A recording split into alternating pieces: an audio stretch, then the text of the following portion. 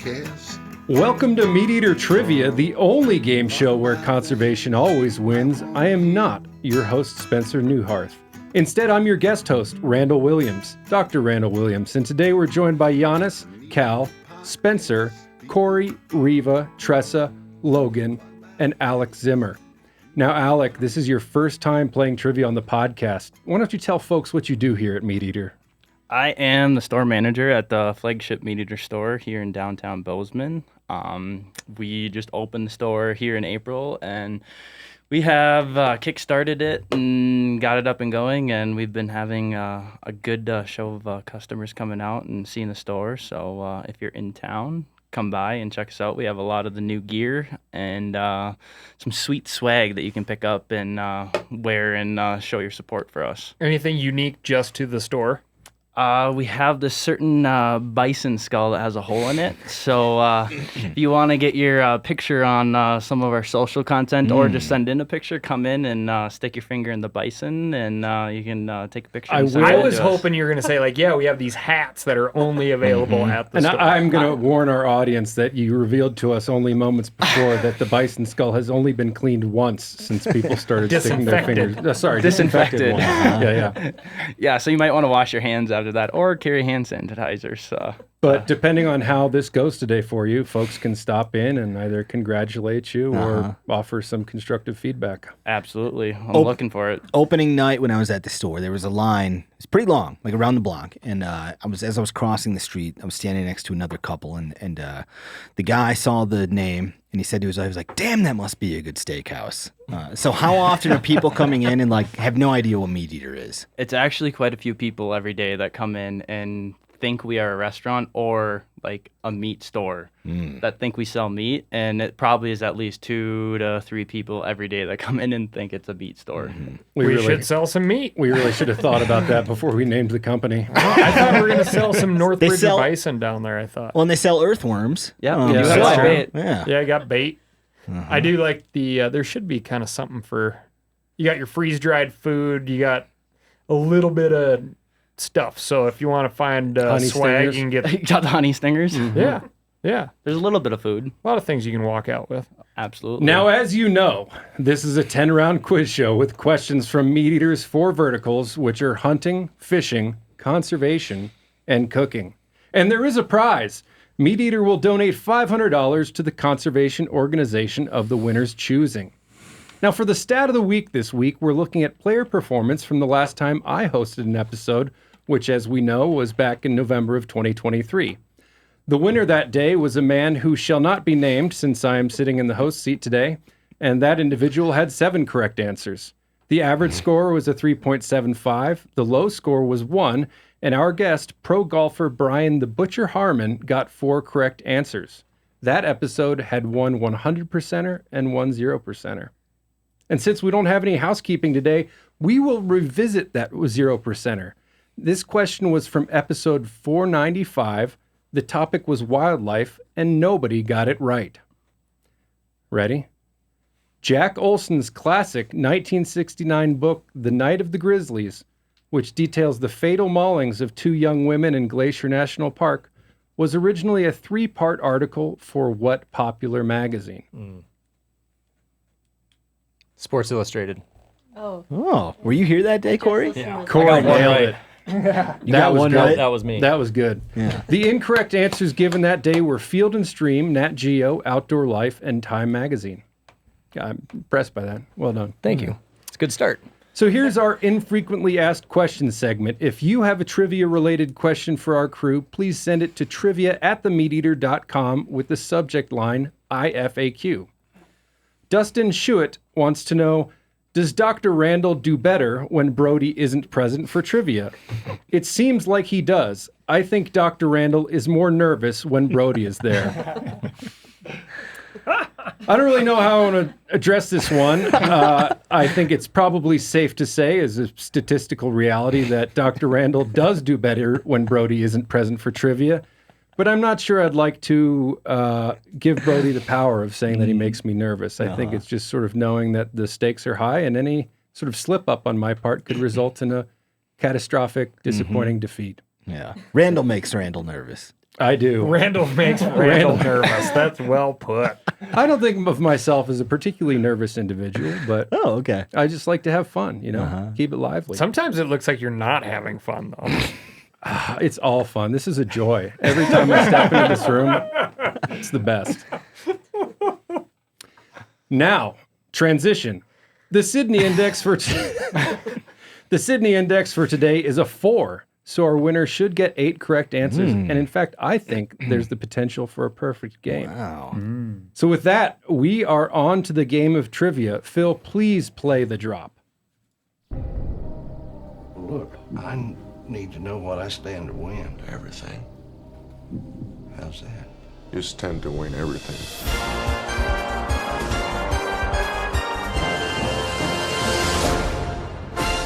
Game on, suckers!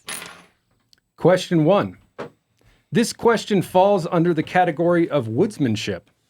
What 7-letter term refers to a type of forest that resembles a corridor of trees, typically cottonwoods and willows in western North America, along the edges of rivers?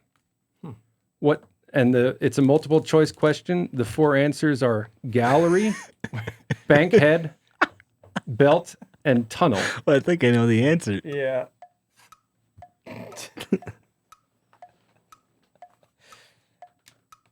Do you know the answer? Well, Yes, I do. oh yeah, Randall. I'm not gonna say anymore. But yeah, I think didn't I got catch it. this. I didn't know the answer till you asked the question. Yeah, then I knew it. Oh, shit. Reva, you got this one right as well? Okay, yeah. I'm pretty confident. Let's not spoil it for the listeners at home. Yeah. Or don't spoil it to anybody that hasn't This was caught not on yet. this. Yeah. What 7-letter term refers to a type of forest that resembles a corridor of trees, typically cottonwoods and willows in western North America, along the edges of rivers? Thank you for the hint. I suspect this wasn't a multiple choice question, and then at some point you're like, "This one's too hard. I should make this multiple choice." You don't have to tell me now, Spencer, you're exactly right. Yeah, okay. You're exactly It's a right. good question. I wish it wasn't multiple choice. Yeah. I thought a couple people would know it, but I was going to choose a different. well, this is just off to a great start. It is for the I've players. killed a pile of squirrels in cottonwood. I will say for our listeners again, the answers are gallery, bankhead, belt, or tunnel. We all have answers at the table here, I presume. As you guessed, the correct answer You gotta read the answers. is this. Oh, I'm sorry. Tressa has gallery. Logan has gallery. Cory has gallery. Spencer has gallery. Cory wrote Cal the has gallery. underscores. Alec has gallery. Reva has gallery. And Janis has gallery. Come on. The only 7-letter term among those 4 answer options is a gallery. The whole room did remarkably well on that it could be question. a 100%er. I'm gonna do that in the kids episode sometime. That's a great trick. See how that This goes was just over. a test to see how closely you're paying attention to me. Gallery forests in the American West occur along major rivers and streams from southern Saskatchewan to northern Texas, and from the Rocky Mountains to the western borders of Minnesota and Iowa and eastern Kansas. Gallery forests grow in narrow strips that generally range from 30 feet to 400 feet in width, and rarely more than 10 to 15 feet above the river level. Some of the major watersheds associated with this forest type are the Arkansas, the Kansas, the Platte, the Niobrara, the Missouri, the Red, and the Milk Rivers. Now, who would have gotten that answer correct had I not revealed it in my question? Janis. Janis stands alone. Well, sorry to do that to you, Janis. Last episode, Randall tried to make a declaration about pulling a Kelsey, which is like when you reveal an answer. But now Randall's done it twice, Oh, back-to-back weeks. Oh, Once as man. the host. I think it's pulling a Dr. I'm just glad Randall. it was the first question, so we can start this episode off on a good note. It's snappier if you say it's pulling a Randy. Question 2. This question falls under the category of fishing. What fishing tackle brand, known primarily for its lead split shot, takes part of its 2-word name from a mischievous mythical creature? Again, what fishing tackle brand, known primarily for its lead split shot, takes part of its two-word name from a mischievous mythical creature? I really like this question. I'd like it more if I knew it. I only know one part. I can basically tell you the taste part. of when you tuck those babies into your lip. Oh, yeah. Yeah, they just fit so Rigging nicely up. between your teeth. Mm-hmm. Janis has an answer. Cal has an answer. Cory, Tressa, Logan has an answer. can Does see my the answer image. have to have 2 words? I would hope so. Just making sure. Reva's still looking for an answer. Alec and Spencer. I did not have. I mean, there's something on my board. Are we ready to flip our boards over? Do we want to give it another minute here? Flip them.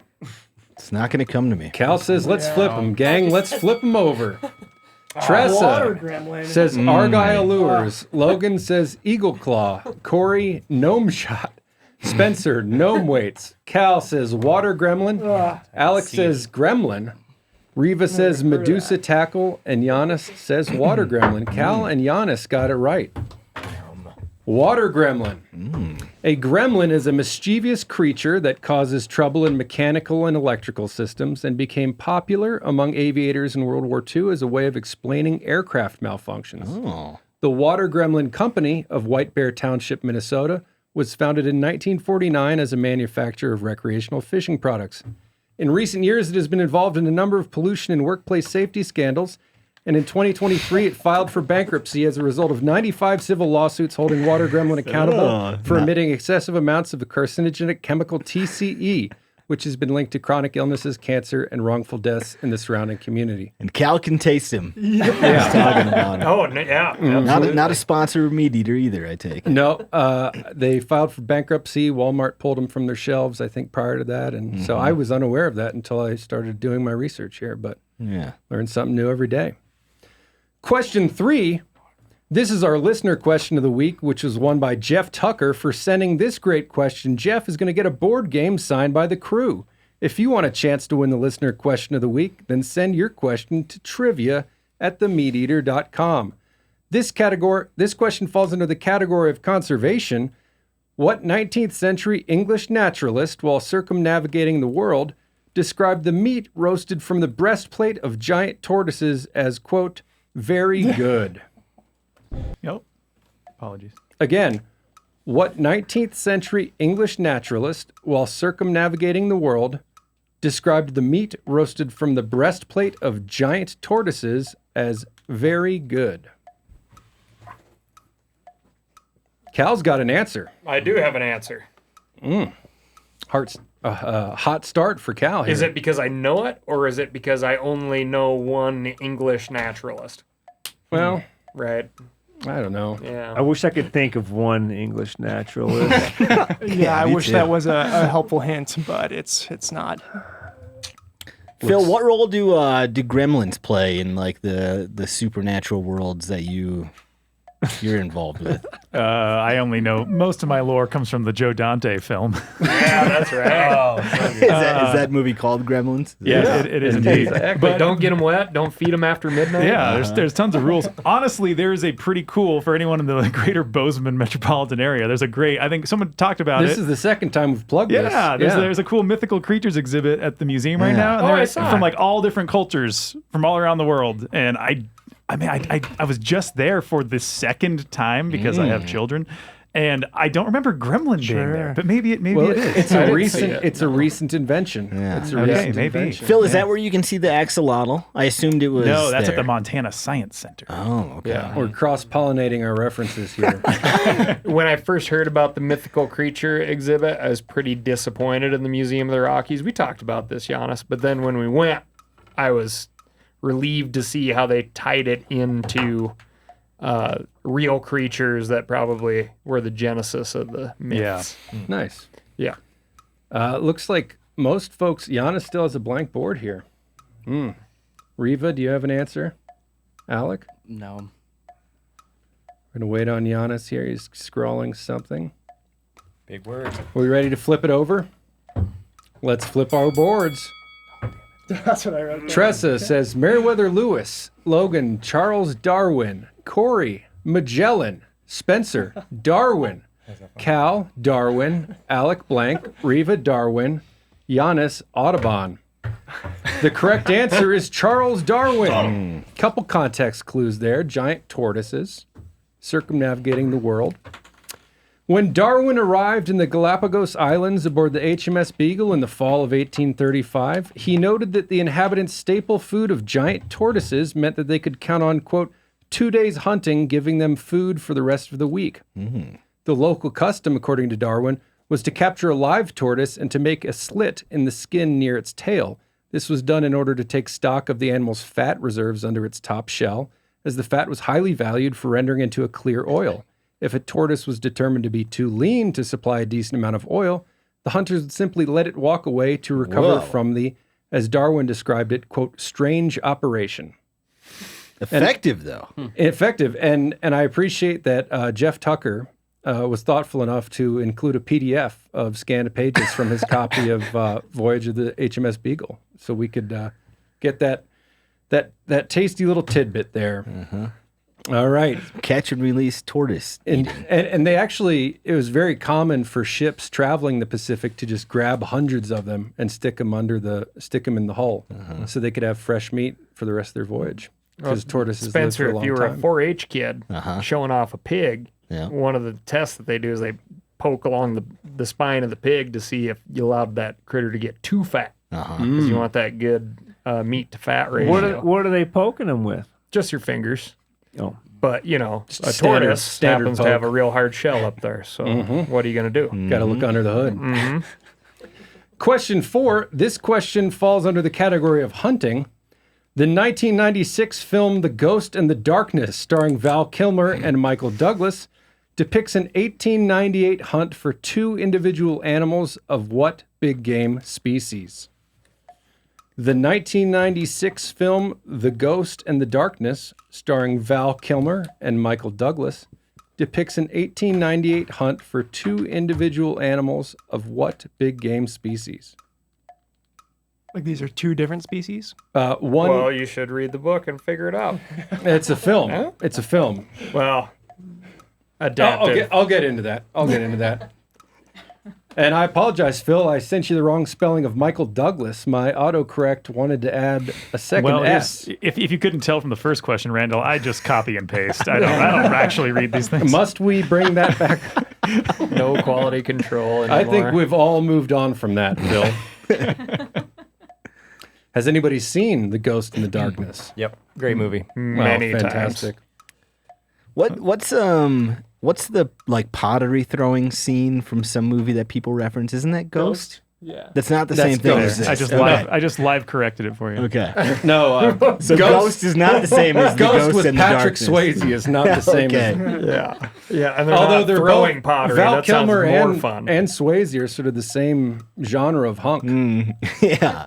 Val Kilmer, I believe, was fresh off his turn as the Cape Crusader in Batman Forever when he filmed this movie. There's a great scene about you don't go using an unproven rifle in Heart of Darkness. Yeah. Okay. Or Ghost in the Darkness. So they hunted this animal with a rifle. Well, sort of. And we have sort of. Okay. Alex writing an answer here. Reva, you've got your answer. Give Alec another second here.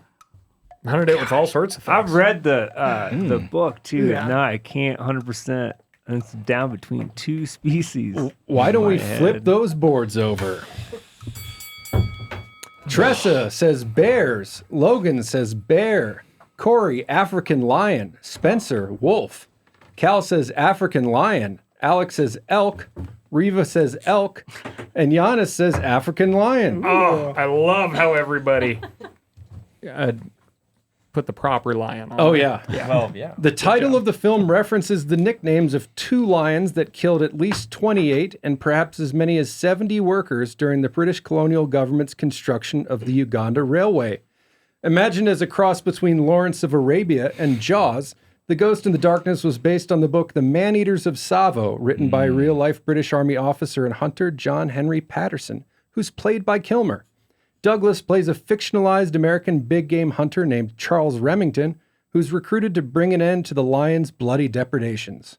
Roger Ebert said the film was so awful it, quote, lacked the usual charm of being so bad it's funny, and added that it was, quote, an African adventure that makes the Tarzan movies look subtle and realistic. And Phil, it's my understanding that we have the trailer that we can share with, My goodness. with our contestants here. Oh, perfect. And feel free to cut it off when you think we've seen enough. I know it's long. Aren't these two lions in a museum in Chicago? Yeah, Field Museum. I've seen them. Never seen them. Yeah. I hear they're big. Oh my God. Holy. Lions don't do this. Lions never had a lair like this. They're doing it for the pleasure. They are not lions. They are the ghost and the darkness. Don't end this, Phil. We're in a race, Colonel, and the prize is the continent of Africa.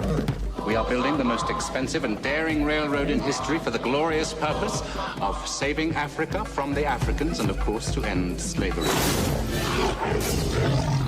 How many do you think they've killed? 100, maybe more. Do we wish the world to think That the guy builders of sucked the in the British movie. Empire are afraid because of a few minor difficulties with the local wildlife? Are you sure this was a lion? I'm going to locate Remington. I assume you've heard of him. And you see a problem with that? Actually, no. Let's go after them. Get it back! There are so many cuts in this trailer. Oh, it's crazy. I am the devil. Stay out of my way. Do we ever see a lion in this movie? They were just jumping through the sun right there. Okay. That's what gets you, Spencer. They move so fast. Then why do it? They're not lions. They're the ghost in the darkness. Because I've got a gift.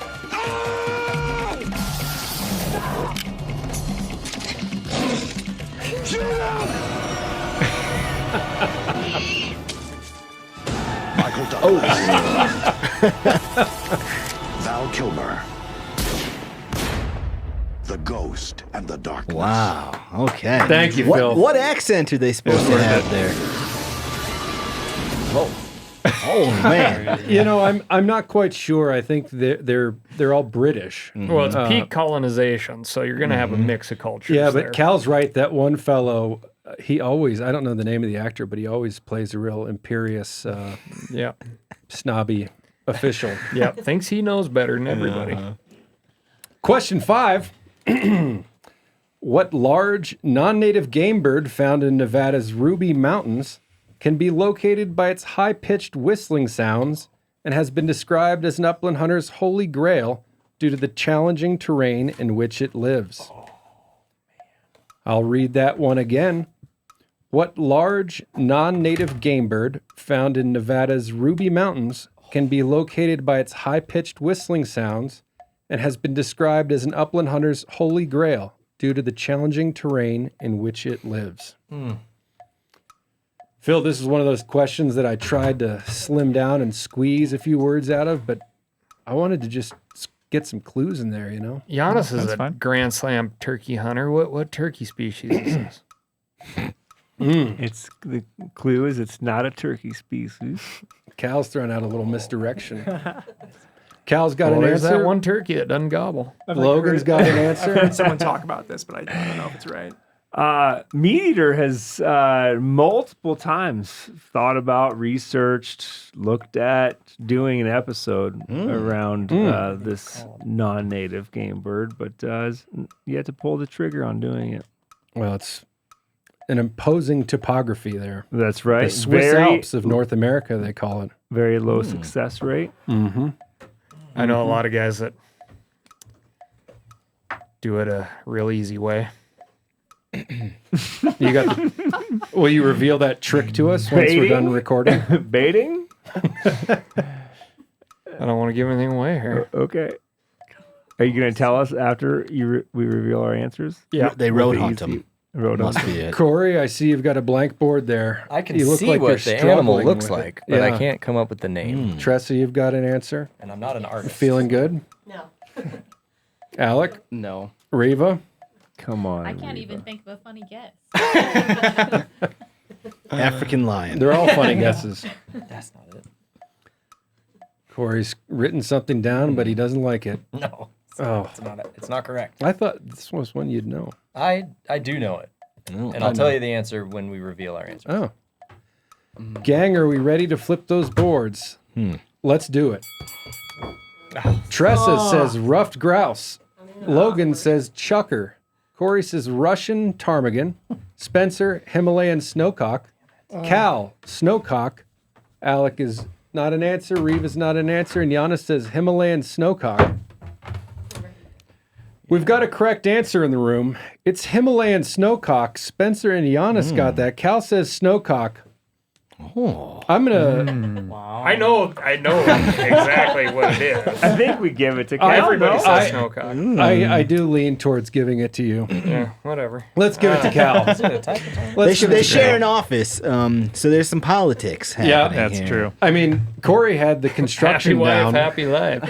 A Russian ptarmigan, Himalayan snowcock. You knew what you were going for, right? Depends on where you're from, obviously. Yeah, let's count snowcock there. A member of the pheasant family, Himalayan snowcock evolved to survive in alpine meadows and on steep rocky cliffs in Central and South Asia, but were introduced to the Ruby Mountains in 1963. The Nevada Fish and Game Commission secured the original birds for a captive breeding program from Pakistan, and by the early 1980s, the species had taken permanent hold in the rugged terrain of the Rubies. Himalayan snowcock roost at elevations up to 11,000 feet, and males can weigh up to 7 pounds. The daily bag limit is 2 birds. Now, how does someone hunt these things with ease? I've known some miners, underground hard rock miners there, and they there's snow on the ground, they're riding their snowmobiles. And they just rip up there and eventually shoot one. Does any other place have them besides Nevada? That's it? Not in North America. I think there's another subsidiary range in Nevada that might have them, but yeah, that's it. Nevada and obviously Asia. With that, we're now halfway through our game of trivia. Phil, can I please have a score update? You can indeed. Wow. We've got Tressa and Alec on with their. They got number 1 right. They got 1 point apiece. We got Logan and boat ramp fish. Logan, Reva, and Cory all have 2 points. Spencer's got 3. Janis has 4. And in first place, with a perfect game, holy cow, it's Ryan Callaghan. Ooh. Oh, if you get a perfect game right now, there's going to be some questions about. I'll remind everyone they share an conflicts office. of interest here. Well, as you say with Shelby, she knows you. Yeah. And Cal knows me. He could hear you watching the trailer to the Ghost in the Darkness. I did make sure to close it out when he walked in today. And then immediately going on Reddit to read Yeah. about it for 3 hours. Question 6. This question falls under the category of cooking. What regional style of hot dog, which shares its name with North America's second largest hot desert, typically comes wrapped in bacon with pinto beans, chopped tomatoes, grilled onions and peppers, mustard, jalapeno sauce, and mayo? Wow. I'll read that again.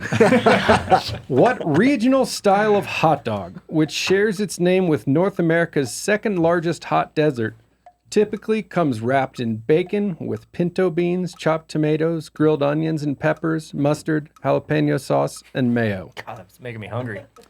Oh, it's good. And I'd like to point out that even if you're not familiar with your tube steak variations, I added that little note at the top, so if you know your deserts, you have a chance.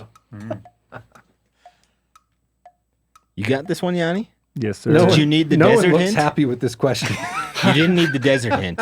No, I've eaten quite a few of these. Okay. Down in Tucson, Arizona. All right. What are you doing? What's the name of that place? Oh, What are you know what? That doing? just gave it to me. I think. No, I didn't give it to you. Yeah, you did. No, I didn't. No, I didn't. Yep. Brutal. Shut up. No, I didn't. Give me more. It's Cal's looking at Janis like he wants another clue. That's enough. You told me enough. The restaurant we've eaten there a couple of times, Steve's always like very disappointed. But everybody else loves it. yeah, it's great.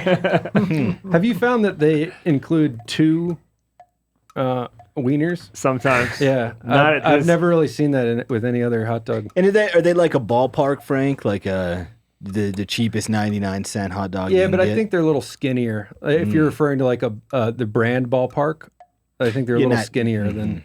Okay.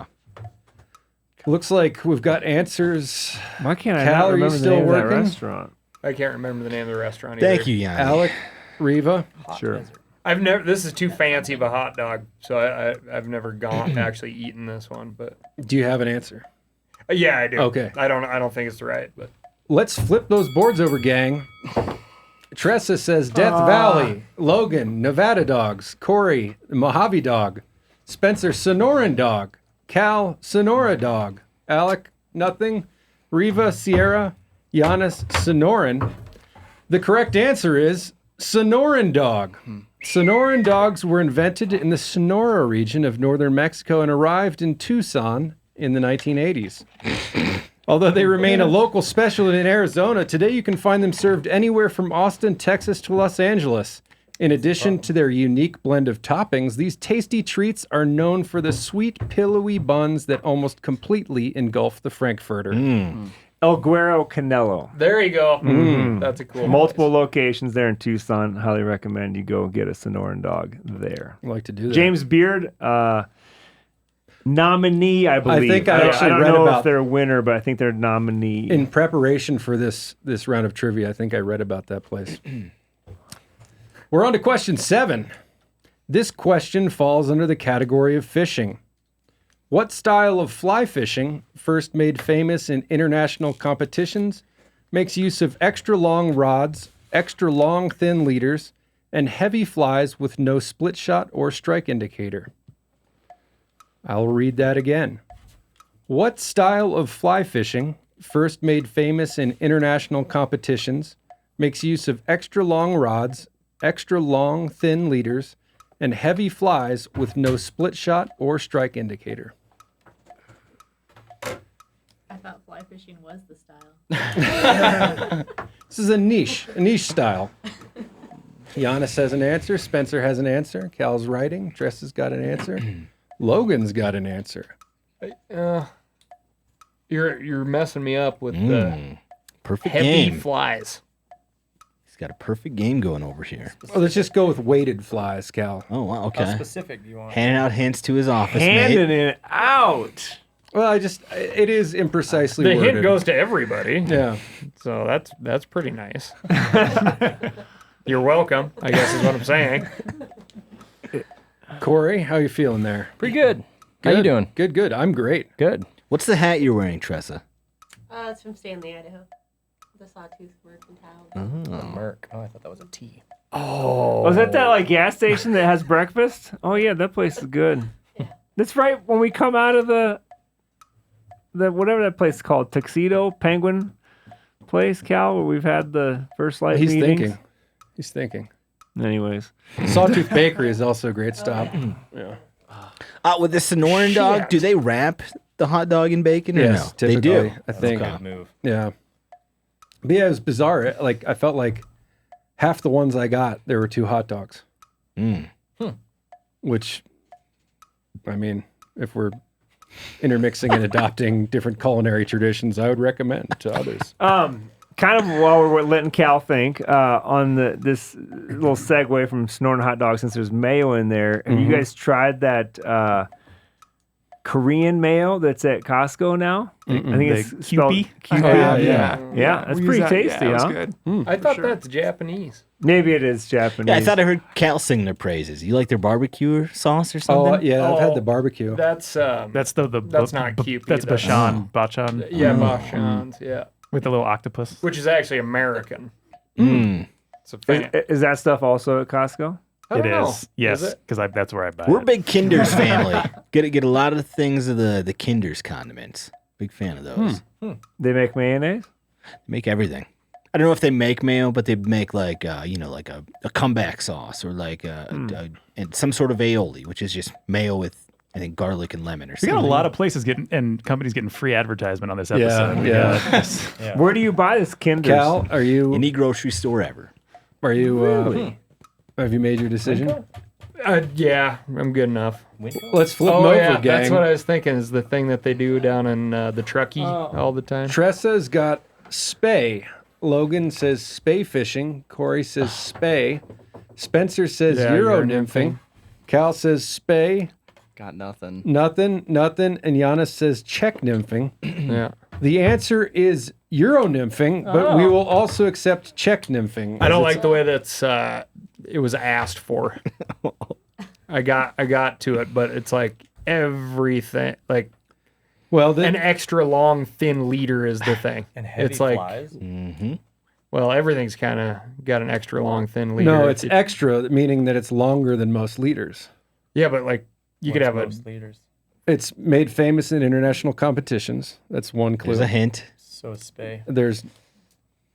Continue. I think spay was in Yeah, I don't think that's correct. But Scandinavian spay fishing? Is a competition. It was made famous on the international competition circuit. I obviously don't know. Euro nymphing. Nice work, Spencer. Also known as check Angler. nymphing, this style of angling involves lobbing a long, thin monofilament leader from 20 to 30 feet long upstream and letting the weighted fly tick along the bottom. Euro nymphing allows an angler to methodically sweep the bottom of a run, especially in fast-flowing pocket water where a traditional nymph indicator setup might get swept downstream before the fly has a chance to sink. But here's the deal: you got your pocket full of water, gremlin. You Yeah. get that fly down there real fast too. So That's right. All right. Well, question 8. I didn't know what Euro nymphing is. I feel like I only ever hear it used as a joke. It's a pejorative in a lot of circles. Yeah. I didn't know they had longer rods. Yeah, if you buy, I mean, a lot of manufacturers specify like a Euro rod, and it'll be like a 10 or 11 foot rod, and you're just kind of like, you're almost, it's not quite flossing because the fish is eating it, but you're kind of lobbing tight lining, and there's no Yeah. indicator usually. Like a lot of people will actually just mark the leader. They'll right have a at- colored mark That's on the an leader indicator. that they can. Yeah. It's not an indicator. It's not a bobber, but it's an indicator. But it's just kind of this thing that you look What is it at, doing? and when it twitches, you set the hook. Right. That's That's right. totally different. It indicates a strike, 100%. I'm gonna move on before you guys embarrass yourself Fishing further. gets pretty heated around here. Question 8. Stand your ground, Randall. This question falls under the category of hunting. Non-resident hunters in Alaska with U.S. citizenship must be accompanied by either a guide or a resident within the second degree of kindred to hunt which 3 big game species? Non-resident hunters in Alaska with U.S. citizenship must be accompanied by either a guide or a resident within the second degree of kindred to hunt which 3 big game species?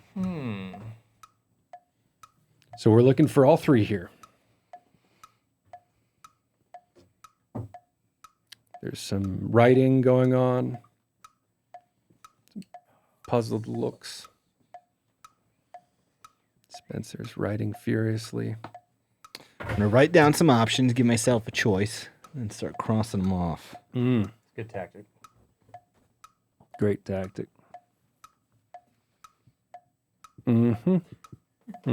Reva's laughing. I haven't seen her marker move quite yet.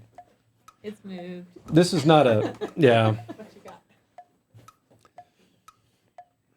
So we're looking for the 3 big game species in Alaska for which a non-resident hunter must be accompanied by either a guide or a resident within the second degree of kindred. You got this, Yanni? Mm-hmm. Does anybody out there dream of hunting Alaska? Have you often been frustrated by the guide requirement for one of the animals you'd like to pursue? No, I'm all for it. All right. I like it. As a former guide. As a former it makes guide, sense, I was yeah. going to say, yeah. I always dream about it, and then I start doing the pricing for it. And I'm like, oh, I'll do it in 5 years. And then in 5 years, it's doubled in price. Yeah, and that happens cheaper. every time. It doesn't get cheaper. How are we doing, gang? Logan's writing. Cory, you've got your 3. You're happy with them? No, I'm not happy with them. Spencer's got 3. I got 1 or 2 right. Yeah, I think I got 2 of them right. Oh, how many are? Wait, 3. 3 species. You have 3 animals written down. Alec, Yanni's you're feeling good? sweat. I think so. I like that. I like the confidence. Cal, you got 3? I got 3. Looks like Tressa's still writing. How specific? We got 3? Yeah. Let's flip them over, gang. Tressa says moose, caribou, and reindeer. Logan says moose, sheep, mountain goat. Cory says doll sheep, brown bear, stone sheep. Spencer says brown bear, doll sheep, stone sheep. Cal says sheep, goat, brown bear. Alec says bear, grizzly, sheep, goat. Reva says moose, grizzly bear, brown bear. Janis says grizz, doll sheep, mountain goat. But there's a curveball here too, muskox, right? Because in the muskox area, you have to have a native guide. We're gonna get to it here. Okay. Sorry, go ahead. I'm just going by the I'm going by the reg book. Sorry, babe. We have a correct answer in the room. It's brown or grizzly bear, mountain goat, and doll sheep. Damn. Do you have to say doll sheep? No. Yeah, I just want to make sure it I actually did this reads right. as it actually reads, I think, as sheep and goat hunters. I gave it to Cal, Alec, and Janis. I believe that's correct. But are there not multiple types of sheep there? No, in Alaska. There's not British doll and Columbia. stone, or are they the same? Stones and British, isn't it? Yeah. Stone. I don't think it's Just doll. Damn. I know. That was my reminder. While it is hard to find an explicit justification for this rule, it is widely understood to be connected to the unique hazards encountered on these hunts. Extreme terrain in the case of goats and sheep, and brown bears in the case of brown bears. Non-resident hunters who are not U.S. citizens must be accompanied by a licensed guide when hunting any species of big game in Alaska. Now, I looked this up, tried to find the earliest version of this rule that I could, and there is a version of this rule in the in the 1960 Alaska ADF&G Reg Book, which is the first one ever printed after Alaska statehood in 1959. In that year's book, the guide requirement applied to anyone hunting or photographing brown, grizzly, and polar bears, mountain goat hunters, sheep hunters, and walrus hunters, which also makes sense. Okay. Now, I do think the muskox question, it has to do with where you're hunting and the rules around land owned by native corporations, but to actually get the license through the state as a non-resident, it's not a requirement. The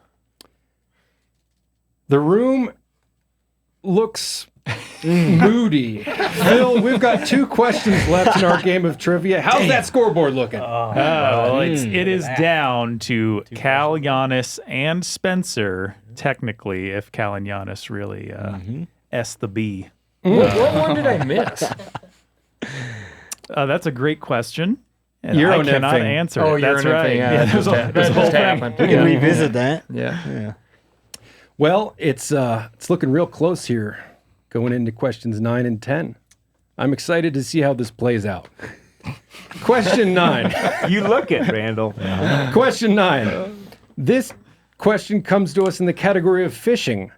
What large predatory freshwater fish introduced to the Chesapeake Bay watershed by the Virginia Department of Wildlife Resources in 1974 now makes up as much as 70% of the biomass in parts of the James and Rappahannock River systems?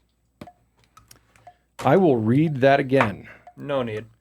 What large predatory freshwater fish introduced to the Chesapeake Bay watershed by the Virginia Department of Wildlife Resources in 1974 now makes up as much as 70% of the biomass in parts of the James and Rappahannock River systems? And I will note here, I would be as specific as you can. That's a good hint. If Thank you think the answer is lab, you need to say black lab. I thought about using that as an example, but I thought it might be just leading. Stop. Just stop. So I worded 70% of the biomass. That's a fun stat. I like that. I've seen it as cited as high as 75%. God, did That's you a guys know lot. that Cal was just on a big fishing trip on the East Coast? I didn't know. I did. Yeah, Randall did know that. Did you He was guys go sending- together? He was sending pictures the whole time to Randall. He was up in New England. There's a New England? The southern part of the New England. We did, to be fair, talk about the Chesapeake a lot. So Well, he didn't tell me that. Someone who shares an office with him would know. Give yourself some cover here, buddy. But we covered in the last episode that we did that I'm very rarely there. So And in all fairness to me, Cal doesn't RSVP for any episode of trivia, so I had no idea whether or not he'd be here today. I got to text him the night before each time. Yep. That's not intentional. I don't understand how the stupid Google Calendar works. I can show you. There's a button. I'll show you right after this. I swear I clicked yes. Looks like most folks around the table have an answer. Tressa is going to write something down here. You got this, Cory? Again, we are looking for a large predatory freshwater fish introduced to the Chesapeake Bay that now makes up as much as 70% of the biomass in parts of the James and Rappahannock river systems. Why don't we turn those boards over? Tressa says yellow bass, Logan, tiger muskie, Cory, northern pike, Spencer, blue catfish, Cal, blue catfish, Alec says redfish, Reva says northern pike, Janis says blue catfish. We have a correct answer in the room. It's blue catfish. Oh! Native to the Mississippi, Ohio, and Missouri River drainages, blue catfish were introduced to several rivers in eastern Virginia to provide recreational opportunities for anglers. Over time, they've spread from freshwater into brackish tidal estuaries and now occupy most of the major river systems of the Chesapeake. Blue catfish are voracious predators, and their overabundance has had negative impact on native populations of blue crab, striped bass, and American eels. In 2023, Maryland's Governor Wes Moore requested the U.S. Department of Commerce issue an emergency disaster declaration for the Chesapeake's commercial fisheries, specifically citing blue catfish among several invasive species of concern. Now, full disclosure here for all you conspiracy theorists in the room. Randall, when he and I did travel to D.C., not this year, but last year. I didn't know about this either. For a TRCP deal, he turned me on to a guy named Ernie the Hog Snatcher. Yeah, yeah. Okay. Ernie. He's great. Like showcases accessible fishing right there in the DC area. Standing next to buildings. Yeah. Catching monsters. Yeah, it's He awesome. showcases it through television show? YouTube. Instagram, YouTube. Or yeah, I'm sorry, Instagram. But he's got the lighted rod tips. Oh, I've seen this. It's great. And they dance, and he just loses his mind. So Ernie, if It's you're great. listening, still love to fish with you, buddy. I actually raised that. I showed that to Cal in hopes that a man of his Instagram stature might reach out to another similarly statured man in the Instagram world. I did several times, and he always says like thanks. Yeah. He's just not interested. I love it. I love him. I don't think he thinks I can rope him in like he can. He's a Yeah, big guy. he muscles him in. Yeah. When I learned that blue cats aren't native to that area, I was really disappointed. They just look like they belong. That it feels like a fish that belongs there and would be, Native Americans would have been catching it hundreds of years ago. It's like the one thing that I know about the James River. Yeah. But they grow them big over there. They do. I saw that they believe that blue catfish eat as many as 2.3 million juvenile blue crabs a year. Wow. Yeah. Bad Jealous. news. Bad news, gang. But I've got some good news. We're going to recap the first 9 answers here for the listeners at home to keep score. Question 1, that's that 7-letter term. A, gallery. Question 2, water gremlin. Question 3, Charles Darwin. Question 4, lions or African lions. Question 5, Himalayan snowcock. Question 6, Sonoran dog. Question 7, Euro-nymphing. Question 8, brown or grizzly bears, mountain goats, and Dall sheep. Question 9, our answer was blue catfish. Phil, if I am not mistaken, I believe we're still tied heading into our final question here. Yeah, we are indeed, Randall. We've got Janis and Cal tied up with 8 points apiece, and they're the only 2 that can win the game. My goodness. We are indeed. My goodness. I wonder whether it will be decided on this final question or by a tiebreaker. There's only one way to find out. Let's proceed. Question 10. What color light indicates the port side of a vessel? Oh. What color light indicates the port side of a vessel? Quick answer from Janis Putelis. Do you know this? I do. There's a little... Ah! Sorry for the listeners at home. That noise was only intended to quiet Janis. What did you think was going to happen there? I was worried that he might Give say tips something to that the would stir entire some room. thinking on the part of his competitors. That could jeopardize the fair outcome of this contest. There are only so many colors.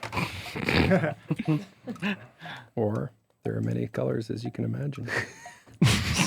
I think we've got answers from everybody in the room. Let's flip those boards over, gang.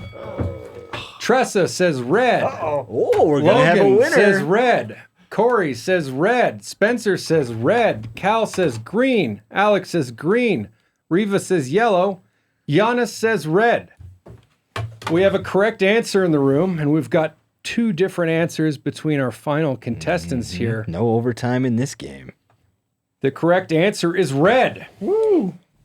A red side light indicates the port or left side of a vessel, while a green side light indicates the starboard or right side. You can remember which side of a vessel a red or green light indicates with the mnemonic device. Port wine is red. Port wine is red. You could also remember which side by saying, is there any red port left? Is there any red port left?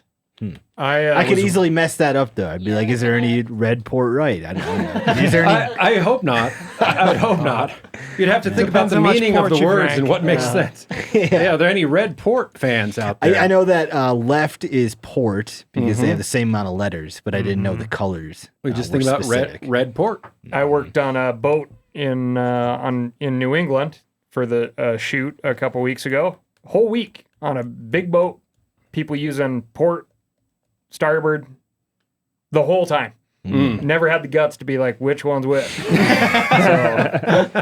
And it cost you the game of And trivia. today- Oftentimes when It's you're on 50-50. when you're on the boat, you often don't see the lights unless it's a small vessel. you No, know? but like everyone, it doesn't matter where you are. Every little boat light is split between red and green. Yeah. So I knew that. Yeah. But yeah. And then if you're on the intercoastal waterway, and the markers are red and green too, red right returning. So anytime you're going back in, red's on. And typically, if you're approaching a vessel at night and you see the red light, you yield to that vessel versus the other way.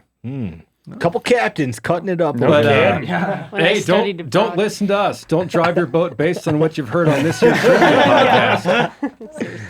Well, I am sorely disappointed that we didn't get to use my tiebreaker, but Janis, I'm equally thrilled that you are today's winner. Thanks, Randall. Yeah. That was a fun game. Did you get which 9 one- right? Yeah. Yes, No. Giannis got 9. 9. Oh, I did. Well I done, thought- Yanni. Are you sure? I'm pretty sure. What didn't you get, or what would you miss? Recount. The Darwin. You said Darwin. Audubon. Oh. Yep. I thought there was another one. Maybe not.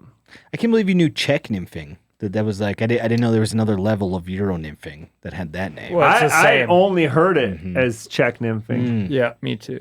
Well, no, I'm going to start it's- saying that like I use Arkansasing. Yeah. Arkansas to bird. Yeah, if you say a Czech nymph to guy's trout. if you say a guy's a Euro nympher, it carries a certain connotation.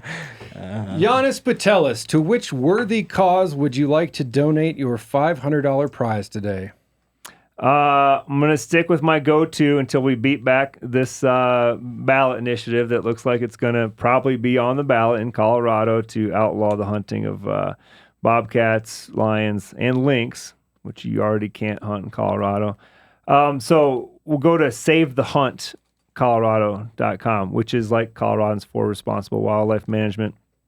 So yeah, if you're in Colorado, remember, talk to your friends that aren't hunters, tell them, educate them.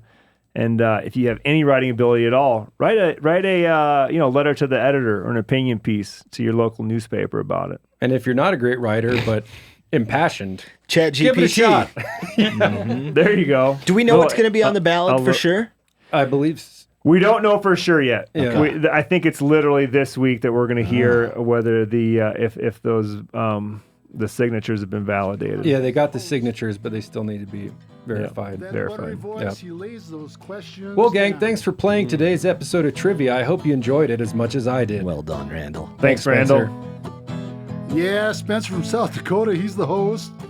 Using those smooth, mellow tones, he lays them questions down.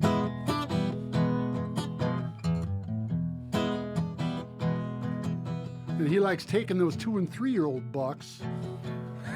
And he's an avid amateur rock hound.